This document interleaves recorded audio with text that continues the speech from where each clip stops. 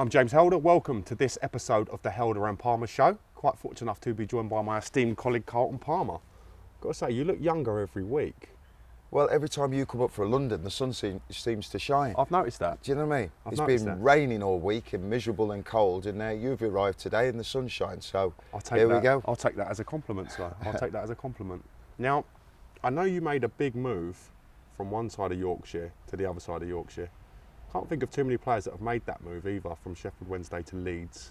Can you talk to me about that period and what it was like switching from Sheffield to Leeds? Well, it wasn't something that was on the agenda, to be fair. As I said to you before, I'd agreed to go to Aston Villa. So first and foremost, I didn't want to leave Sheffield Wednesday. So that was the shock when all of that happened. And then when I was told, well, basically, you are going, choose where you want to go. I'd done a deal with Ron Atkinson to go to Aston Villa, but he was away at the World Cup.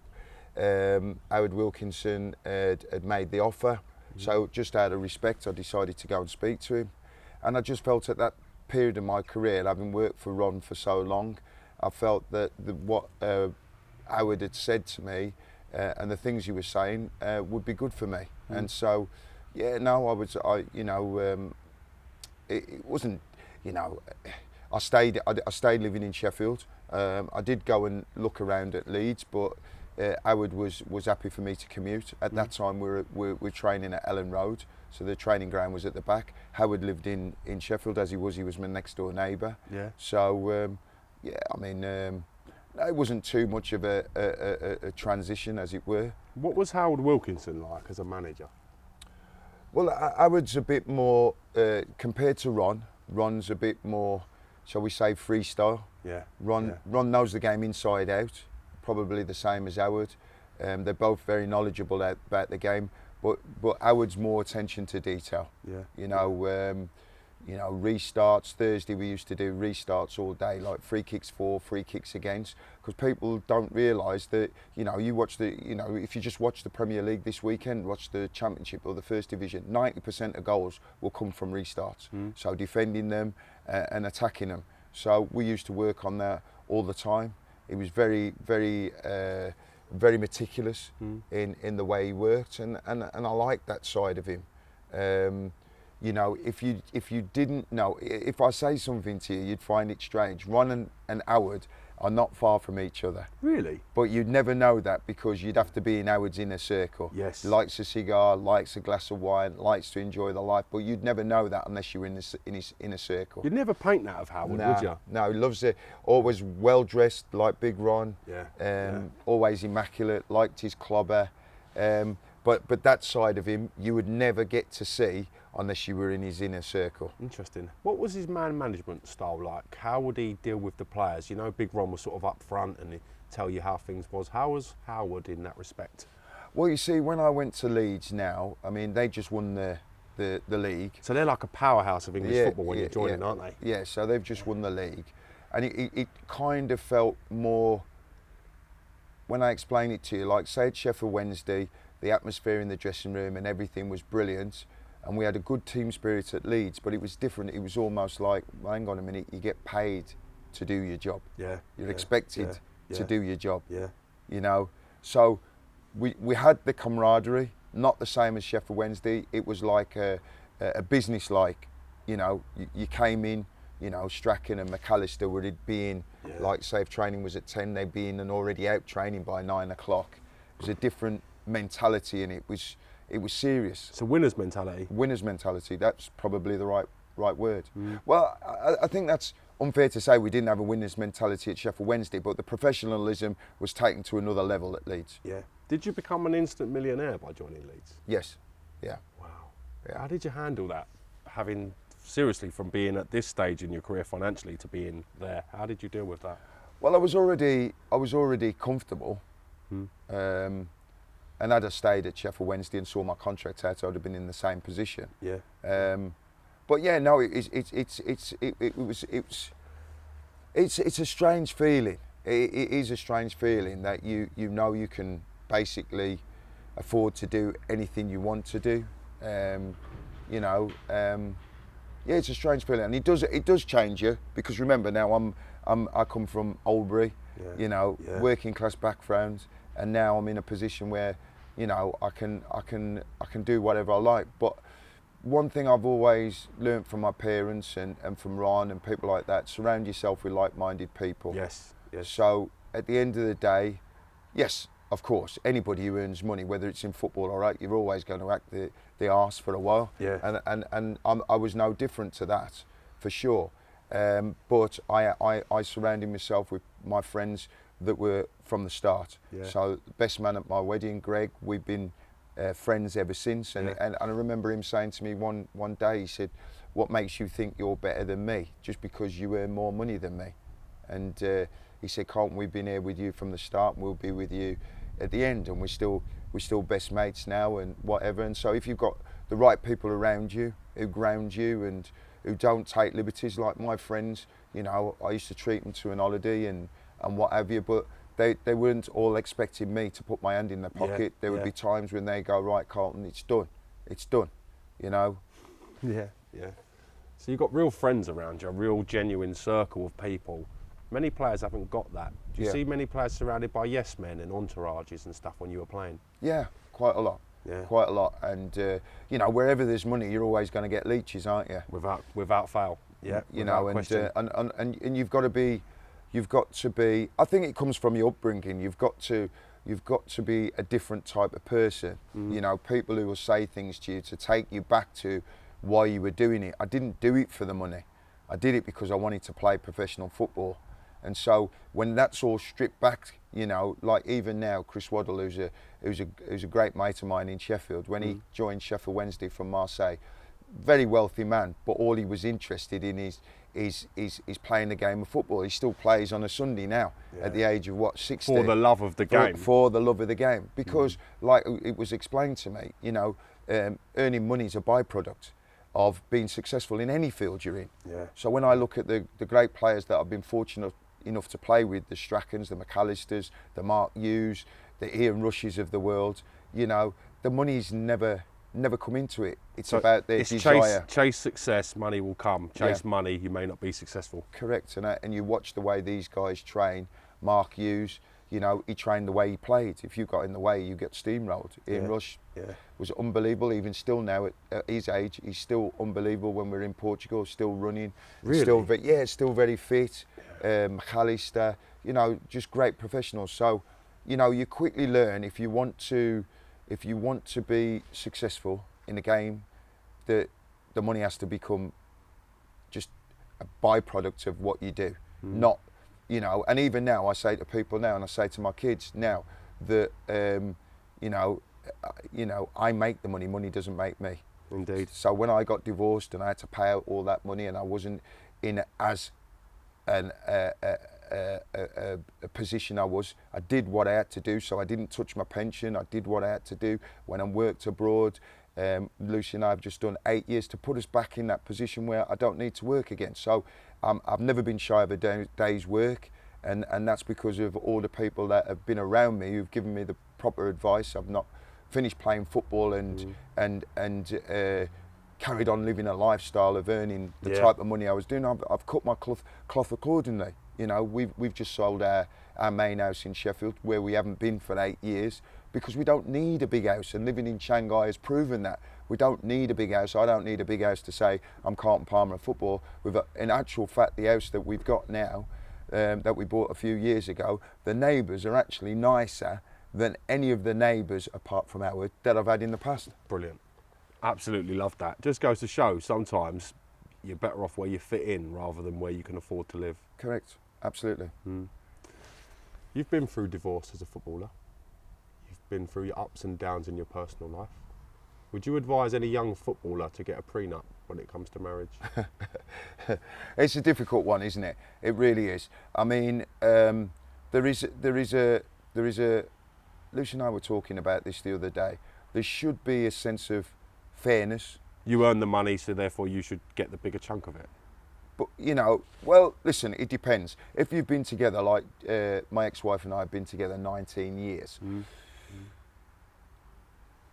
is she entitled to money? Of course she is. We had 3 kids together. But I was already playing for England under 21s when I met her. She never kicked a ball. So how much has she impacted you to earn that money? Is that your point? Exactly. And so it should be relatively and dealt with. So in the world we live in now, if you're asking me a straight up question, absolutely yes. Yeah. Back then I would have said no, and it wouldn't have been something that I would have been open to doing, because you go through that journey together. But you know, the experience that I had with my ex-wife, and I tried to do all the right things, was that in the end of the day, she ended up with more money than what I did, and I was the one who earned the money. I was the one who had the injections. I was the one that played when I wasn't fit. And so therefore, yeah, 100%, I think players need to look after themselves in a fair way. Because yeah, I wasn't saying to the court that she's not entitled to that money. But again, then you get to a situation like what I had, where the agreement's done and the kids are going to university, and she's had all that money, but she's not willing to pay anything out. So you again then have to pay out for the kids again, because you know you want them to go on and do. But the one thing that's happened with me, and I've been very, very lucky, is that my kids have appreciated what I've done. Yeah. Do you know what I mean? Yeah. And then I met a woman who is not money orientated. Yeah. Completely not. You know, her family have got money. You know, she's experienced being taken out of private school at a young age when her mum and dad got divorced. So she's completely not into money. When I first met her, she said, "Why have you got so many cars? You can only drive one. Get rid of those cars. Why have you?" You know, and it was just, she was just bringing me back down to earth. As about, so everything works out for a reason. Do you know what I mean? You've played with some fantastic players, as you've listed a few today. Gary McAllister, Ian Rush, David Batty, one of my all-time favourite players. What was David Batty like to be around and to play with? Well, David was quite a private person. Really? Yeah, quite a private person, kept himself to himself. I mean, I even spoke to somebody the other day. I said, "Have you seen Bat since he's finished playing football?" You know, he's one of those players. Again, I thought he was a very underrated player. He's a very good footballer, but he just came alive when he went on the football pitch. That's when we started to play. He could control the football. He could, dictate the game. Why was he so underrated, do you feel? Well, I don't think. Well, see, a lot of top players are underrated because they do everything right. They do everything. They're not on the finesse. They're not on the tricks. They're Correct. Just playing what the game needs. Exactly. Yeah. And Bats was one of those players. He's one of those you'd want in your side. Oh, without yeah, doubt. you know, like he's got that. See what I said to my players? It's all right being nice, and you can be a nice person, but when you cross that white line, you've got to be nasty. And Bats had that into him. When he crossed that white line, he was a nasty piece of work. But off the field, quiet, kept himself to himself, never got involved with anybody. Not the type of person that you want to mess about with. Really? Yeah, not. Someone had to tell Graham Lasso that. Yeah. Do you remember when Graham Lasso tried to chin him during the match? Yeah, no, he's not the type of person. That doesn't. Don't faze him. Yeah, no, that side of him. You just, you know, if you're gonna go to war with him, then that's your problem. What was your reaction when Graham Lasso punched him? You must have seen that. Well, I thought, Graham, you don't know who you're dealing with here. Do you know what I mean? That's just, that's not going to go down very well. He's not going to like that. But Graham Lasso's, you know, listen, I know Graham Lasso very well, and he's a lovely kid. So, you know, what happens on a football pitch when people want to win, you know, and emotions are running high, happens. Do you know what I mean? Yeah. Now, we mentioned that incident and situation. Things are heated, especially if you've lost a big game or one of your teammates has not performed to the ability you know he can play at. Have you seen players cross the line in changing rooms after matches? No, I wouldn't say anybody's crossed the line that I've been at. I think that there has been situations. I mean, I kicked off once at West Ham with Robbie Slater. We ended up having a fight. Really? Yeah, in the dressing room. Yeah, because we had a game that, like Dave Jones. I've got to listen to this. Yeah, well, David Jones wasn't there for some reason, and we were playing Man United on the night time. So I think it was Teddy Cooper, the late Teddy Cooper, great bloke. He was doing the team shape and the set pieces and preparing us for the night. I don't know why Dave Jones wasn't there. I can't remember. And the players who weren't in the starting lineup were messing about. And it was like, you know... You're playing Man United, you want professionalism.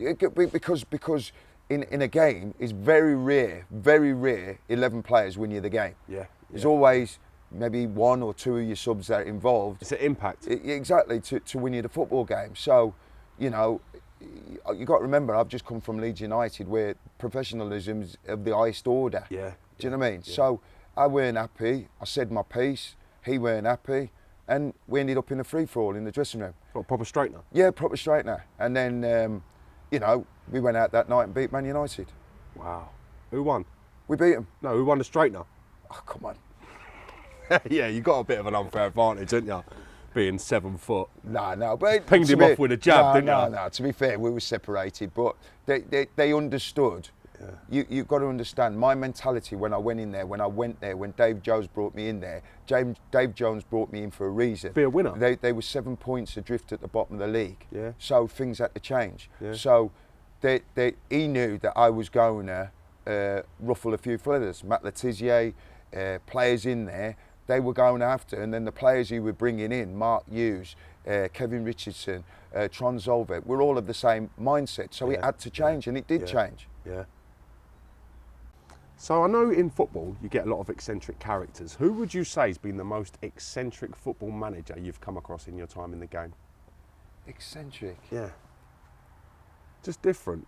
In a way, do they conduct themselves, they carry themselves, or they speak to their players, or their actions and mannerisms? Who do you think's been the most eccentric one?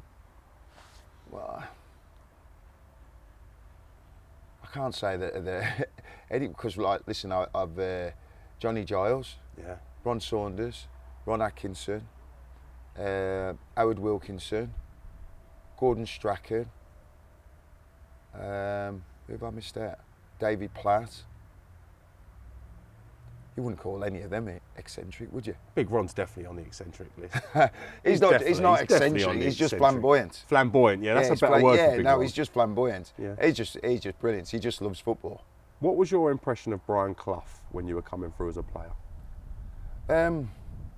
I liked him, and you know, when I used to go on England trips, and Des and Piercy used to tell me all the stories about him. There's one manager I would have loved to work for. I remember playing for the kids team one Saturday morning, and he walked round the side, and I'm trying to concentrate on playing, and he kept saying to me, "Are you any relation to Marviv? You look like Marviv. You any relation to?" I would have loved to have worked for him. I mean, some of the stories the boys tell me, really? and he was ingenious, like, in what he did. Like, say for instance, if Stuart Pearce was playing at left back and he shelled a ball into the front man, he'd go and put Pearcey up front and say, and get somebody to go and play at left back, and well, how would you deal with that footballer? Do you know what I mean? So some of the stories they used to tell me about it was, I can imagine being absolutely fantastic to play under. What's the best story you've heard regarding Brian Clough? The best one I've heard was when they were playing Wimbledon at home. Yeah. So Vinny walks in, as usual. They go into their dressing room, and they've got the ghetto blaster going. Yeah. This is at Plough Lane, isn't it? No. This is at the City Ground. City Ground. Yeah. So apparently Brian sends his assistant down to tell them to turn it down a bit. Yeah. And apparently, you know, they've come out, Vinny, tell him to all that. Do you know what I mean? This, that, and the other. So it's still going on. Yeah. And apparently, Cloughie's gone down there, walked straight into the dressing room, picked it all up, and bang, gone, finished. He said, "Right, that's sorted that lot out, hasn't he?" And walked back out. Just thinking of the Wimbledon players. Can you imagine now, Vinnie Jones and all that, as he's walked in and just smashed the ghetto blaster? The crazy gang sitting there in silence thinking, maybe we've been outdone here by Clough. Yeah. Such a character, isn't he? Yeah, brilliant. Do you think it was sad in the way his career ended in football? No, because, you know, like, I got on well with Nigel, and I think Nigel and his dad had a few fallouts towards the end, and then they made up. Brian was Brian, wasn't he? He was eccentric. He was the way that he was, and I think things run their course the way they do, don't they? I mean, the drink got hold of him. I don't think his experience at Derby County helped. You know, for somebody who's got an ego like Brian, I can imagine that being really at Leeds, you mean? Yeah, Leeds. Yeah, earth-shattering what happened to him at Leeds, and it was a bit of a disgrace what the players did at the time. Yeah. You know, but Listen, I still remember him, and as you know, when he came to Sheffield Wednesday and he brought his teams and whatever. I mean, John Sheridan told me one story when he was playing. He sat on the bench and he went to him, young man, run up to the bar and get me a drink. And Ches had to go, well, while the game was going on, I go get him a drink. I mean, it's hilarious now. Can you imagine the manager doing that now? No, it's just a different era, isn't it? Yeah, no, it was different class. And the players loved it. The players loved playing for him. Yeah. They loved playing for him. You know, if you won, he'd be like, see you Monday. You know, or he'd drive him into East Midlands Airport. Get me 3 points today, boys, and then we'll get onto the plane to go to Spain. All the things the players loved. That's like, great, isn't it? Yeah. Yeah. I know you played with Gordon Strachan and worked under him. What was he like as a manager? He seemed very determined and dogged as a player. Do you think he took that characteristics into management? Yeah, I mean, I've got a lot of time for Gordon Strachan, both as a player and a manager. We fell out about... listen, Gordon obviously had a problem with the drink and then stopped drinking. So it's difficult when you've got a player like me. He brought me into Coventry. I mean, to be right, let's get this right. I think he was the one that pushed for Howard Wilkinson to sign me at Leeds United. Really? Yeah, so he wanted me there at the football club, and he actually signed me to go to Coventry. But I think in the end it was a little bit of, you know, he said to me, don't come in on Mondays because I know you like a drink on a Sunday. And I got to that age where, you know, you don't need to be training every day. Yeah. But then when Big John Arts, he was getting his, we're doing pre-season, and this is where it all went wrong.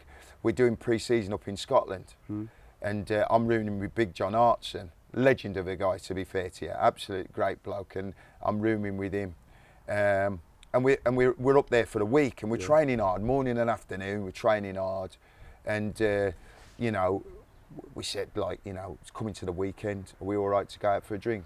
Asked him, you know. And he said no. He said we'll have a drink indoors, but we're grown men, you know. Yeah, you want to be out. You want to be entertained. Yeah, exactly. We're grown men, and I don't think you know, you need to be treating us as schoolboys or whatever. Yeah, I get that. So me and John Arts made a decision we were going out on the night. Yeah.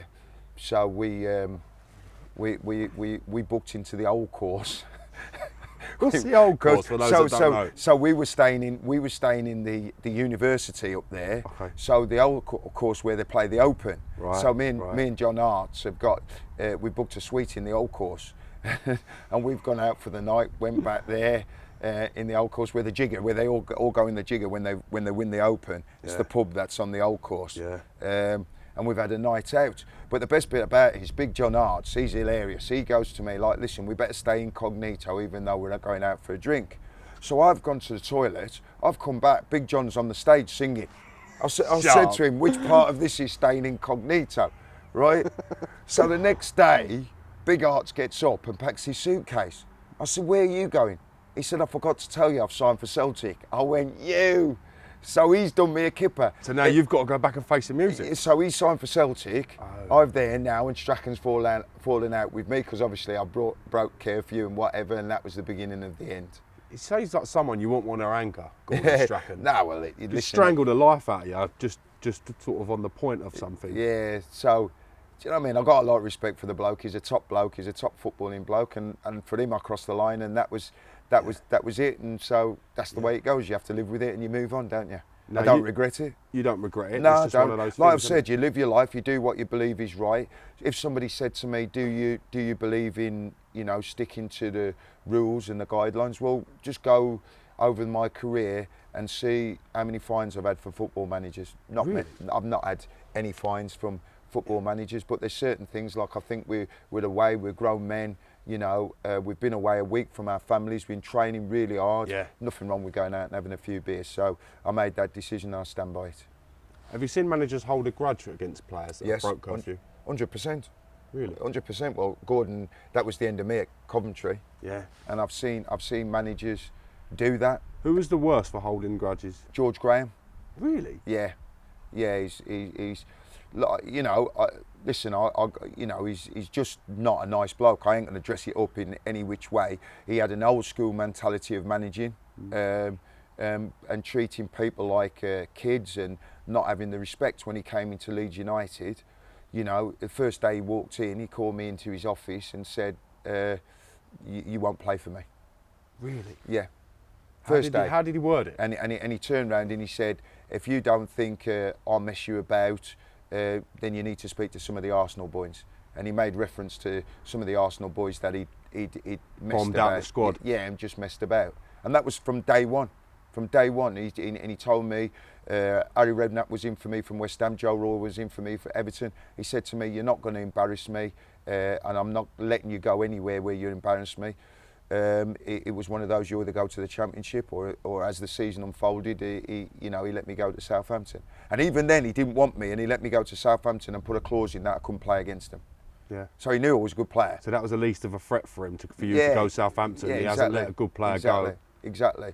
So wow. I'm not got time for people like that. He's not a nice man. He's a very arrogant man, and he speaks down to the players. And I'm a strong character.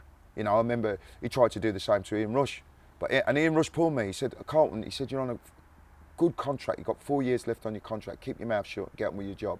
And I said, no, I'm not doing that. And I wish I'd listened to Rushy, because what Rushy did, he got his head down. Yeah, he put him on the right-hand side. He got man of the match. You know, he didn't want to play him down the middle. Just, you know, and Rushy got his move then to Newcastle. But you know, I was a bit hasty. And what happened to George Graham in the end? Got the sack, because that type of management was fading out now. Really? Because the power was coming to the players. The players were earning the money. Yeah. You know, and he did that to me, Thomas Brolin, Tony DiRigo. Tony DiRigo, you ain't going to meet a nicer bloke than Tony DiRigo, who was a fantastic footballer. Yeah. But these were all the high wage earners.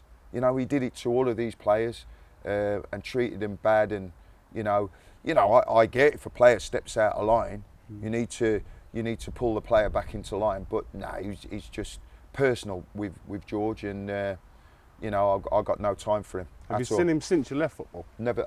I've never seen him since. No. I've never seen him since. And you know, if I saw him tomorrow, I wouldn't speak to him. Really? No, I wouldn't speak to him. Yeah.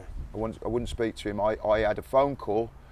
I'll tell you, when I signed for Southampton, bear in mind I took a huge drop in salary because I was on a big salary, and I took a huge drop in salary. I had an agent call me and said that if I get Dave Jones to up the fee by 100 grand, we'll pay you this 100 grand.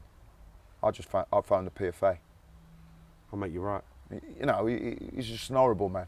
He's a horrible man. If he didn't want me, fair enough. Yeah. If I wasn't his type of player, how can I not be a George Graham type of player? If I wasn't his type of player, just come to me. I'm a grown man. Say to me, right, Carlton, listen. We're going to move you on. We're going to move you on. Go and get your agent to find yourself a club or sort yourself out. We'll do right with you. But what he wanted was to move me on, knowing that I had 4 years left on my contract. So if I have got to ask for a move, then I don't get me money, and it's all of this kind of thing.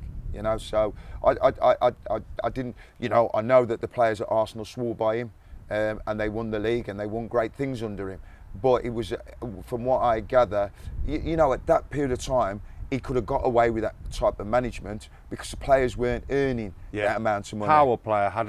Player power hadn't come into that. Yeah. So he was dictating to players and that was the first day he came in the football club, so he can't say that I'd done anything wrong. David Platt tried to do exactly the same thing to me. When David Platt took over at Nottingham Forest after Ron Atkinson, right, it was exactly the same, because George Graham has that theory as walking, knock the big man down in the dressing room and everybody else would conform. So Platty tried to do the same thing with me, and I played with Platty for years for England.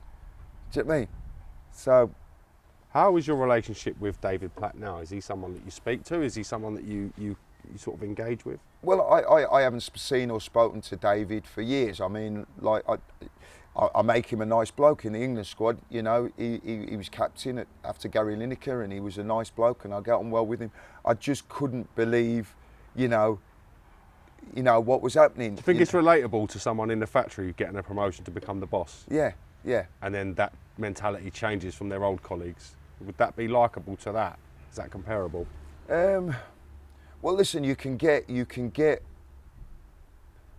promotion, but you don't have to carry on that way. Yes. But Trevor Francis did it. He did it with me. I see a lot of managers doing it, and I don't get it. I don't get it, because you may be the manager, but the chairman and the owners are the people who are putting money into the football club. Yeah. Do you know what I mean? Yeah. So you're sitting Carlton Palmer in the stands, who's on £10,000 to £12,000 a week, back in the day. It's crazy. Money. Big money. On a 4-year contract. Yeah. But you hope that somebody like Carlton Palmer reacts the way he does, that you can get him out, which they did do.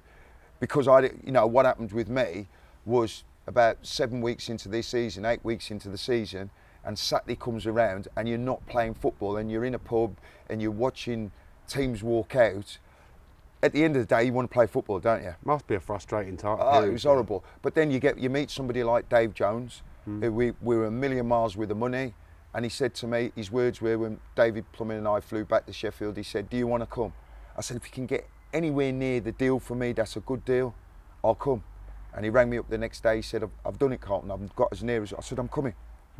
And I went and we had a fantastic time at Southampton. Yeah. Fantastic time that season. Great set of lads.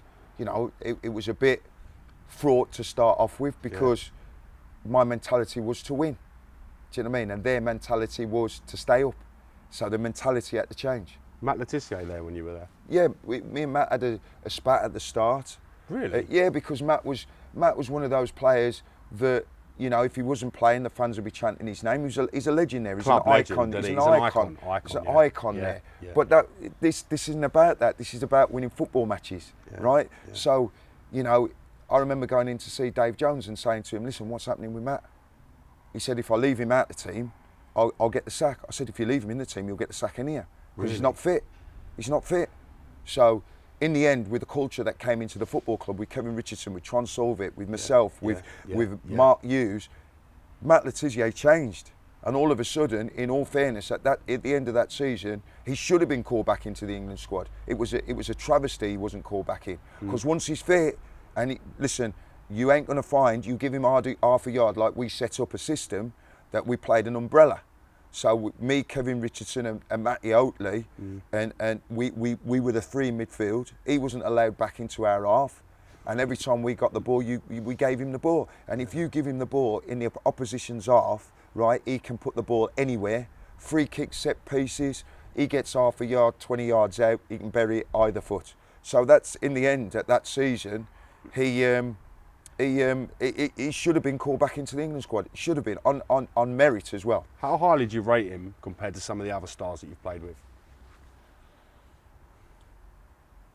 He's up there. He's definitely up there.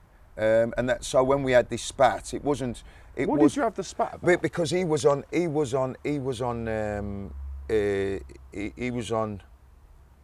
Sky Sports, and having a pop at me on really? Sky. Yeah, and had a which was not impersonally, but just with the media, the same thing as we talked about in the previous episode. The way the media portrayed you. So I turned round and I when I went on to do Soccer AM, I turned round and said, "Well, hang on a minute.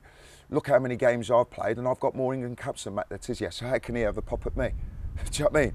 People who are having a pop at me ain't got as many England caps as me. Yeah. So, and the argument would be that Matt Le Tissier should have had more England caps than me. And I don't have any kind of qualm with that argument that he should have, because I believe he should have done. But he's having a pop at me and I've got more England caps than him. So, you know what I mean?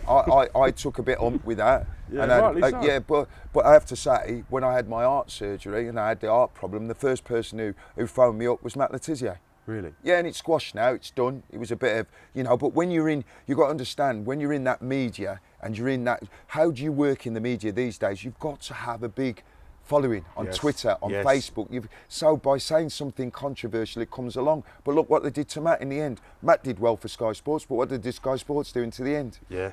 Got rid of him. Do you know what I mean? So don't lose your friendship with somebody by playing the game to stay in the game, because they got rid of you anyhow. I understand that. But me and Matt, we've talked since, and like I said, he messages me now and again, and I message him. He's a good guy, he's a good family guy, and he was a terrific footballer, But emotions run high. I am that type of person when I play football. When I cross outside this side, I'm all right. yeah, I get that. Outside this side, you're going to win. You're ultra competitive. Yeah, once I've gone over that line, I get that. It's a nightmare. Even in training, it's a nightmare, because it's got to be. There's no messing about. Yeah. It's preparation. Yeah. It's about winning. Yeah. You mentioned Matt Le Tissier, obviously a fantastic player. Didn't do anything in the match but score 2 goals, as the fans and the old saying used to go. Have you ever played with players in the dressing room that have had a toxic nature or a toxic personality? Yes. Yes, and you've got to get them out. So I've done it already at Grantham. Really? Yeah, good players. Yeah. If the dressing room isn't right, you've got to get them out. All you need is one bad person. You've seen Alex Ferguson do it year in, year out. If he feels there's a toxic player, it doesn't matter. Even if it's your best player, they have to go. Whether it's Beckham, whether it's Paul Ince, whether it's Yap Stamp, whoever, Roy Keane, whoever it is, you've got to get them out. Because all of a sudden, that grows within the dressing room. Yeah. Whereas you bring somebody in like Ronaldo into your dressing room now, then the mentality changes in that dressing room because of his professionalism, because of his will to win, because of his desire to win. That spreads like wildfire. But you cannot have, I've just done it in my club, I've got rid of 3 or 4 players that I believe were toxic for the football club, toxic for the young players. They've got to go. They've got to go. Interesting. So we've seen Thierry Henry take quite a positive stance when it comes to racism. He's excluded himself from social media as not to take part until things have improved regarding the treatment of black and BAME players in the game. What are your thoughts on Thierry Henry's decision to step away out of the limelight? Yeah, I mean, listen, however anybody wants to deal with it, that's their choice, isn't it? But why should he have to do that? I mean, I don't really, I mean, like I've said to you before, I'm on Twitter. I use that forum only because I've been abroad for the last 14 years and stay in touch with people. I'm not on Facebook, I'm not on any other form of social media, you know, but why should you have to, you know, step away from that? I mean, at the end of the day, that's his choice and he should be respected for doing it. I think he's done it to highlight rather than but what, to highlight take away. What though, James? Highlight. Everybody keeps saying highlight. Everybody keeps saying we need to bring this to you know, raise awareness. People know about it. People know about it. These are platforms that you know, like Twitter, like Facebook. These are platforms that okay, people with who've got no brains, who've got no say, can have a say. Yeah, I get right. that. But we live in a generation of fake news. We live in a generation where something that's not true can be taken down online within minutes. Yeah. Why can't racial abuse of players be taken down in minutes? Why isn't there an algorithm to detect this stuff and to stop it from going through? Yeah. I think that's his answer and logic behind it. Yeah, no, and I get that, but why? That's the same old question. Why are we still talking about it? Why has nothing happened? I think that's what Thierry Henry's getting at. Yeah. Why? Well, exactly. Why are we not getting change when we've got the different things to take away? You know, news? Exactly. So again, we come back to FIFA, we come back to the FA, we come back to the governing bodies, we come back to all of these things. But until there's legislations that are taken from a higher level in the government, then we're still going to be talking about the same things. We saw one of the England fans recently being prosecuted for racism. He was given a 12-week sentence, 18 months suspended, and some community hours. Is this enough of a deterrent, in your opinion, to stop other people from going down this line of So action? what's that? Why wasn't he jailed? I agree. Why wasn't he jailed? Suspended sentence. What's a suspended sentence? It basically means if he commits a crime again in sort of 18 months, that will be brought back up. Yeah, he'll be brought back up and he still won't go to jail. It's a waste of time for me. You don't think they're being strong enough on these perpetrators? No, it should have been jailed. Shouldn't be jailed. We should not accept it. Yeah, I agree. We shouldn't accept it. It's a crime. So put them in prison. And if they go to prison, will they do it again? I'll think twice about it. Should the clubs have more of a responsibility to police who they're letting into their grounds, who they're having watch their games? I think they should have. I think the chairman of the football club, I don't think it comes down to the manager. I think the chairman of the football club should have, and I have said that in the past, you know, it's not down to me as a manager when I'm managing a football club to take my players off if there's abuse, because I'm not the owner of the club. I'm an employee of the club. But the owner of the club has that say where he can take the players off the football field. He can ban away supporters or say that they're not allowed into his ground. Yeah. He can do that. Yeah. Right? So the onus goes on the chairman. But it's never happened and it never will happen. You know, Why do you think it won't even happen? with the FA, they say to to Gareth Southgate, you know, when they went to Hungary. They knew it was going to happen beforehand. Why not make a stance beforehand and say, right, we know this is going to happen. If this happens, right, they should be banned from the competition, full stop, and have that sorted by the English FA, with FIFA, with all the governing bodies. So it was understood that if that was to happen, Hungary were aware before the game that they would be banned from the competition. Do you think that's still gone ahead? No, I don't think it would have. It would have got, and if it did, then they would have got banned. Do you think we should sort out our own house before we worry about other countries? Are we doing enough to tackle racism within the UK, within football, at all levels, before we look at what's going on abroad? We need to tackle it on all fronts. We need to tackle it at home and we need to tackle it abroad. We've not tackled it. We've seen that in the European Championships. You know, not just against our own black players who missed penalties, against other nations, the Italians and whatever. It's a disgrace. So we need to look at ourselves as well, and we need to get our own house in order. But our own house isn't in order, and that's why we can't, you know, we can't vilify other countries when our country isn't in order. We need to sort it out here first. Have you ever suffered racial abuse as a player?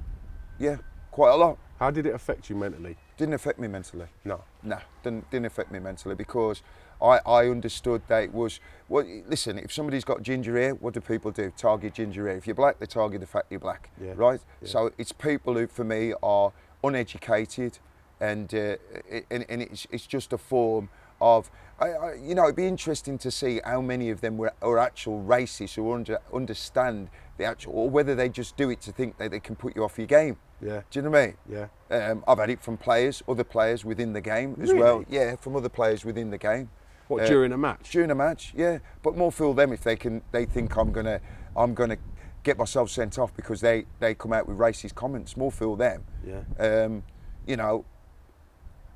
You know, I'm not saying it is what it is because I don't agree with it, but I'm not going to walk off a football pitch for mindless idiots. I'm not walking off a football pitch because for me, walking off the football pitch, they've won. I'm staying on there. I'm going to perform well, and I'm going to win. I've heard stories where players have reported acts of racism from teammates, and it's been the black player that's been released from the club or moved on or sold. Have you seen or dealt with or come across teammates that have been in a similar situation? Well, I've been racially abused by a teammate before, but the lad wouldn't do it again. Trust me.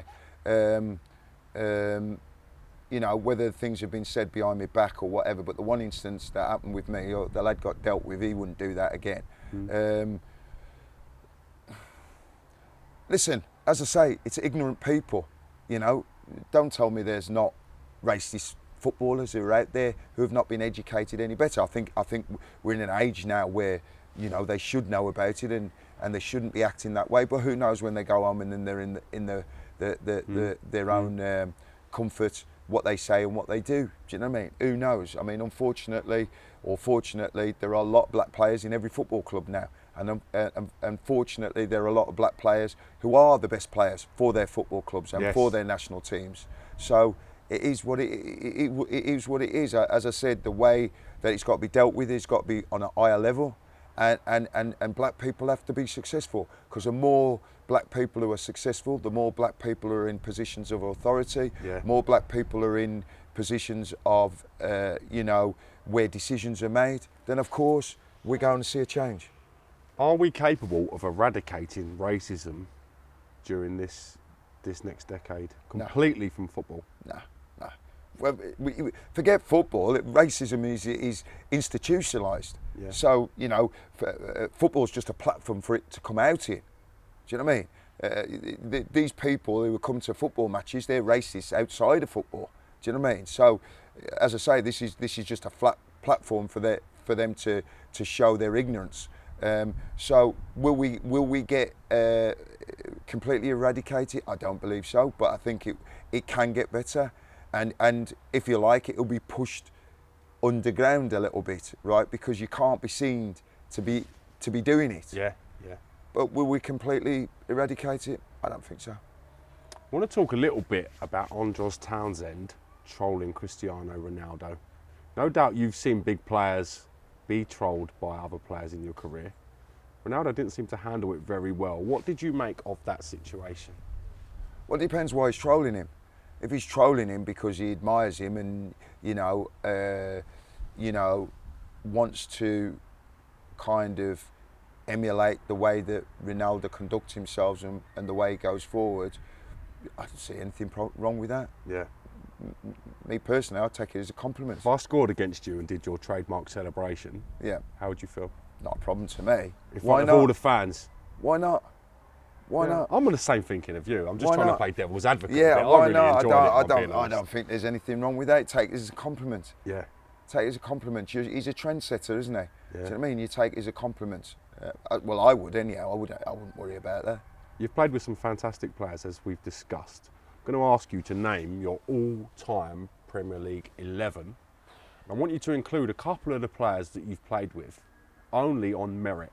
So if you don't think they're good enough for your 11, I don't want them included. I want you to name your Premier League 11 as you see it. All-time Premier League 11, David Seaman in goal, close call with my pal Chris Woods, and I'm not just saying that because he's my pal, but it's a close call. But I'd have to give Big H the nod. David Seaman, right back Roland Nilsson, best right back to grace the Premier League in my opinion. Wow. Swedish international. For me, there's no argument with that. Left back Stuart Pearce, no doubts in my mind about that. Centre back Des Walker, arguably early 90s, I think probably late 80s, early 90s, one of the best central defenders in the world. I'm going to go Tony Adams. I thought he was a great leader. I liked, sometimes when centre-halves aren't blessed with great pace, they like to pull the full-backs in. Rodgers wasn't like that. Rodgers was like, get out there, your job is a full-back, stop the crosses coming in. And if the ball went down the channel side, he was like that. He was a great leader. John Barnes, whether you put him on the right-hand or left-hand side. I was going to ask you that, where are you going to play him? It doesn't matter, you put him on either side. For me, at one point, one of the best players in the world. There can't be no argument about that. On the other side, Chris Waddle. There's no argument about that. Unbelievable, fantastic talent. Midfield now, this is the problem where I struggle a little bit because I played with so many great central midfield players. I'd have to put Gary McAllister in there as one and alongside Paul Gascoigne. What age is Gary McAllister when you put him in there? Is it the Gary McAllister from Leeds or the Gary McAllister from Liverpool? Both quality. Well, you could put in the Gary McAllister from Leicester. Doesn't matter which Gary McAllister you put in there. He gets in there. He gets in there. Yeah, so yeah, Gary Who's playing alongside Gary? Yeah, I'd have to put Paul Gascoigne in there alongside Gary. Yeah. Up front, now, I would have to say Thierry Henry.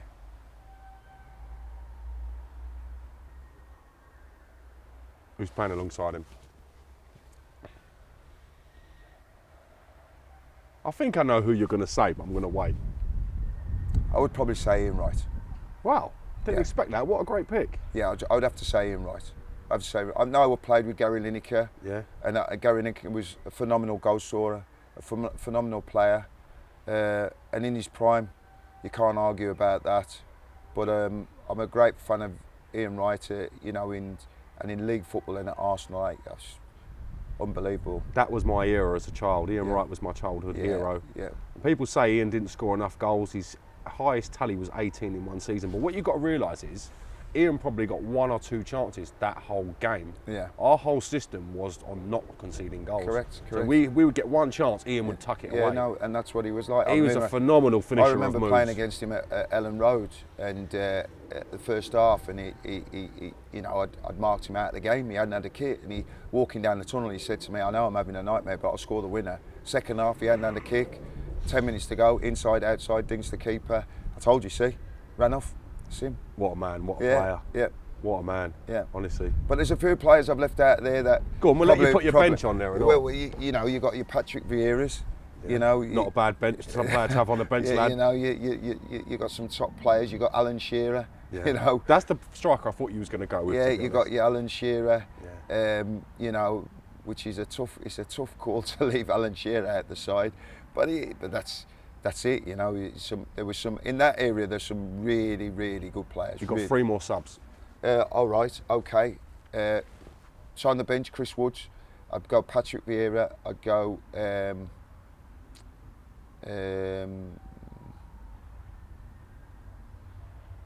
John Sheridan. Interesting. Yeah, Republic of Ireland, probably the best midfield player that complemented me at club level. But was always an Irish international. Got a place on the bench for yourself or what? No, I wouldn't get in that. I wouldn't get in the team or the bench. Miles better player than me.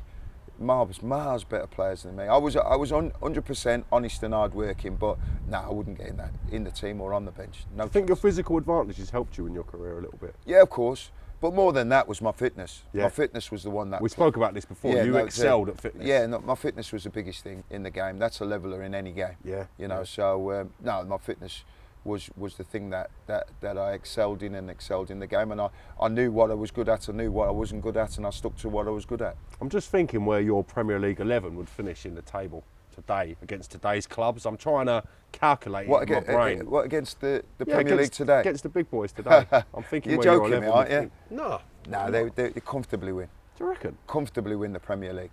Comfortably win. Interesting. Comfortably win it. By a landslide.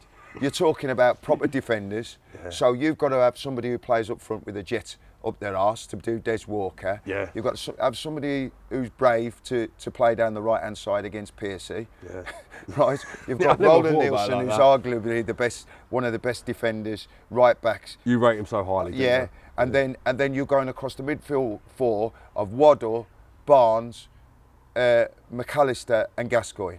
Go on then, pick me a midfield four in the Premier League today that you could get anywhere close to that. It's a big point, to be honest. It's a big side. And then you've got Thierry Henry up front with Ian Wright. Yeah. Get ready. Yeah. And then on the bench you've got Vieira, Woods, Shearer. Yeah. Incredible. Yeah. Incredible. Now, you've had a fantastic career journey. I know your career isn't over now. You're going into the next stage of your career with management, and we've seen you doing wonderful things building a team in your own image at Grantham Town. But if you could change one decision you made in your career, what would that decision be? One decision? It could be anything. It could be a decision that took you in a different tangent. I'll tell you what I did, and I do regret it. When I went to Southampton, Dave Jones had looked after me unbelievable, and I went down there and I had a fantastic time and I was playing well and everything was right. Ron Atkinson took the Nottingham Forest job, and he put an offer in for me, and my ex-wife had got pregnant at the time, and so I needed to get back up north.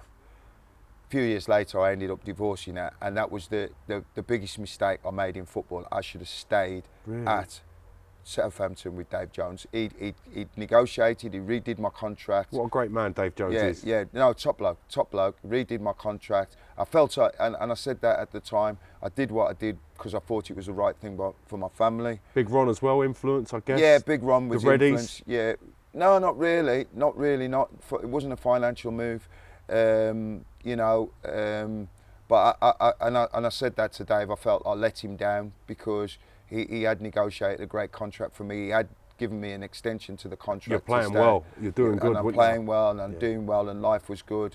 And I made that decision, and it backfired big time. It was a wrong decision for me to make.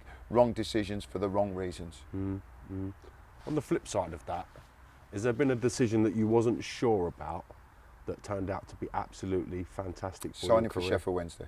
Really? Signing for Sheffield Wednesday. Moving from West Brom to Wednesday? Yeah, I had the option to go to Chelsea, Tottenham, Arsenal. I had big options, and that turned out to be the best decision I've made. I still live in Sheffield right now. We're filming in Sheffield. I love Sheffield. I love the people of Sheffield. I love Sheffield Wednesday Football Club. That was my home. The supporters were brilliant towards me. It was the best decision I ever made, and this will always be our home. You know, Lucy and I will always have our home in Sheffield, whether we live in Portugal 6 months of the year or whatever, but our own family home will always be here. My kids were born in Sheffield, at Jessup Hospital just down the road. All 3 kids were born here. So no, one of the best decision ever. If Sheffield Wednesday were to phone you up and go, listen Carlton, we'd like you to come in as manager, what would that mean to you?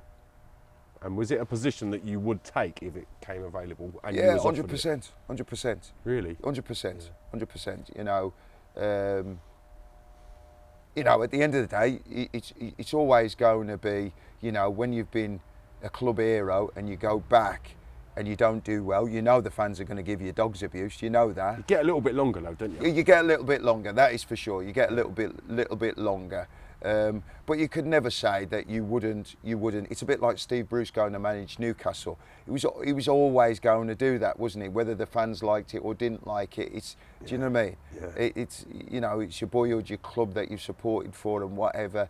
You're going to go and do those things, aren't you? Mm. So, and you've got to be brave enough to do it. And people are frightened in life of being ridiculed or failing. Well, listen. It's better to have tried and failed than to be sitting there giving people dog's abuse and you haven't got the backbone or the bollocks to get up and go and do something. I agree. You're making and carving a good name for yourself out at the right level in management. We've seen people go in at the top level and it's just not worked out. Before you know it, that career's gone. You're learning, you're earning your stripes, you're working. Well, you've got to be. I managed. Remember, I started at Stockport in the Championship. Yeah. So I have managed and I have managed in League Two. So it's not like I'm just starting out. I just felt that when I came back, it wasn't something that I was interested in going back in because football's changed so much. Yeah. But having spoke to Curtis Woodhouse, who's a good pal of mine, and he was talking about the non-league. Love Curtis, by the way. Yeah, no, he's a great bloke, great bloke. And talking about the non-league, I felt that it was something I would enjoy. And it's tough, don't get me wrong, managing in the non-league is very hard. But you know that the players want to play because they work a full-time job, then they've got to come training on a Tuesday and Thursday and play on a Saturday. So everybody's putting their job lot in. So, it's hard work. I know it's going to be hard work this season, right? Before I started, we were relegation favourites. We're in the bottom four now. I know it's going to be tough from now to the end of the season, but like all my life, I've always proved people wrong. So come April, my aim is to keep Grantham in the league and have a platform to go forward with.